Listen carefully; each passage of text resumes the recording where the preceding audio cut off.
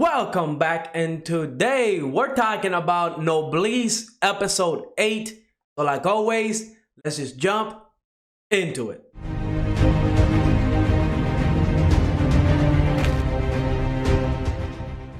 Episode 8 has definitely been the episode I've been waiting for. I did not see this episode coming. I thought we were going to get introduced to, a new villain, and we were going to have to deal with that, and we were going to have a couple days of school and, just relaxing a little bit. But no, this episode, it was complete awesomeness. I got what I've been asking since episode 1. I really wanted to know more about Frankenstein's and Rye's relationship, how they met. Kind of go back 800 years ago, when Rye was living along with Frankenstein, how they met and how everything got started, right? That's the kind of history that I wanted to learn. I wanted to learn more about the Nobles, and that's what we got. So it was really, really awesome. But before we jump into it, let me remind you to like and subscribe. It definitely helps the channel out, and I greatly appreciate it, so thank you very much. But we're here for Noblesse, so let's talk about Noblesse. The episode opens up with Gajutel arriving at the school, and of course all the bodyguards are there, but let's be real, they're useless. They probably cannot handle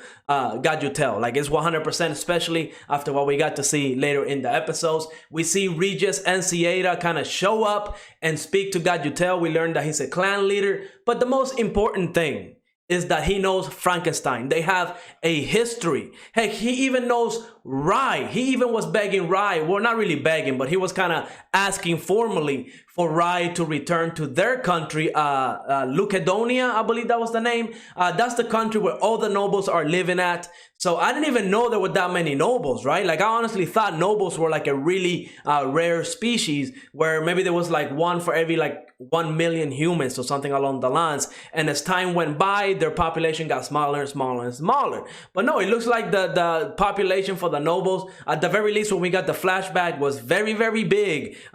And maybe Frankenstein had something to do with how little they are now, because I didn't see that many nobles whenever we got go to the Lucademia country, and we got to meet the Lord that's there. She was the previous Lord's daughter, so she definitely thinks Rye is a traitor. She wants to get him. She wants to bring him back. She wants to justice against Rye, because it seems that Rye did something and we don't know exactly what it is. So I can't wait to find that out. But it was a great episode. It was absolutely amazing seeing all this history, right? Gajutel essentially tells Frankenstein that, he sees how Frankenstein is hiding his true fangs whenever he's in front of Rye.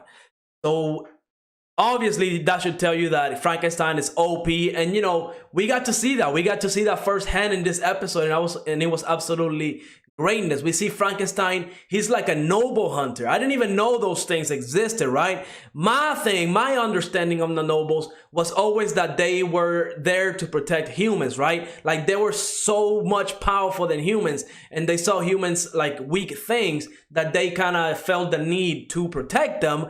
But as it turns out, Frankenstein is hunting the nobles, and he has a pretty good reason, right? He's doing a lot of tests. We see he's very powerful. Heck, whenever the Lord at the time sent out Ragar and Gajutel to go after Frankenstein, those were clan leaders. We see that the clan leaders, they can use soul weapons, which I kind of hope we learn more about those and how they work. But they're definitely like the top tier of the nobles, right? I'm guessing the Lord is the most powerful one. I kind of hope they break down the class system that they have, because it seems to be like the lords are on top, then the clan members, and then like everybody else from those 12 major families. So I really want to see that class system kind of be broken down even more, because it's based on power or something along those lines. I don't know. Definitely want to learn more about that. Now, we also got to see Rye back 800 years ago. He was talking to the Lord, and he declined everything. So it seems like, if you're part of the nobles and you're the head of your family, you're a clan member and stuff like that, you don't actually have to abide by what the Lord wants.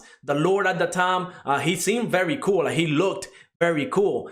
He wanted Rye to live in the castle along with the other clan members and all the clan leaders. And Rye, he said no. He declined everything that the Lord wanted with no explanation. He didn't have to explain himself, and he just walked away. Now, Gajutel did mention something that I kind of, I'm sure everybody caught it, that Rye was kind of on a mission. He had a task. He had something that it made it seem like the Lord should not have talked to Rai that way. Maybe it seemed like some type of disrespect or something. I don't know. Hopefully we know what that task was. I'm sure we're going to find out later on. It probably has something to do with why the Lord at the time, I forgot his name, but the blonde hair guy, the one that was alive during Rai and Frankenstein's time, it probably has something to do as to why he went to like an eternal sleep, which would be considered death for the noble. So hopefully again we learn more about that. I have so many questions, it's not even funny, but it was a great episode. I mean, when we got to see Frankenstein go all out, he was able to summon like a saw weapon.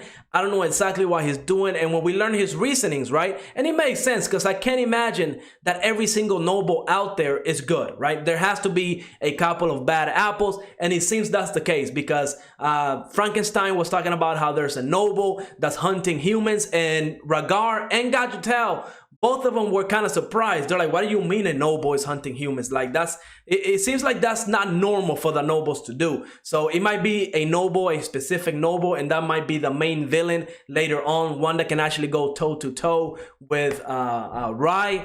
Maybe that noble is hunting humans for his own entertainment. Again, he might see humans like food, whatever the case may be. We know Frankenstein was saying how nobles can control humans by their blood, and there was somebody that was controlling women and children. I don't even want to know what that dude was doing. But yeah, we see Frankenstein kind of take justice into his own hands, and he developed a way to actually fight the nobles on an equal footing, right? Because he was taking on one of the clan members, Ragar, with his soul weapon. He was fighting them, and it was pretty even, right? But there is a drawback to Frankenstein's power. We don't know exactly what it is. It seems like his soul was being consumed. So maybe there's a way for humans to use their soul to gain the amount of power that Frankenstein did. Again, I just have a million questions, but I love when animes do this, right? I mean, now the world building for this anime is on a whole new level because I really want to know what happened 800 years ago. Hopefully they don't do a switcheroo and kind of forget everything that we saw this episode, right? Because we did get a huge cliffhanger. Whenever Frankenstein went to a mansion, I'm thinking that mansion is Rai's mansion, right? We know Rai's living by himself in a mansion in like the corner of Lucadonia. So maybe Frankenstein and Rai were working together at that time, and that's why Rai is considered a traitor, right? Maybe he got a mission from the previous lord than the one we saw in this episode, saying that, you know, he needs to go and hunt all the nobles that were harming humans. And maybe, you know, the Lord that's in power right now, the blonde hair guy, right? Maybe he's one of those evil nobles. And Rai and Frankenstein take him out.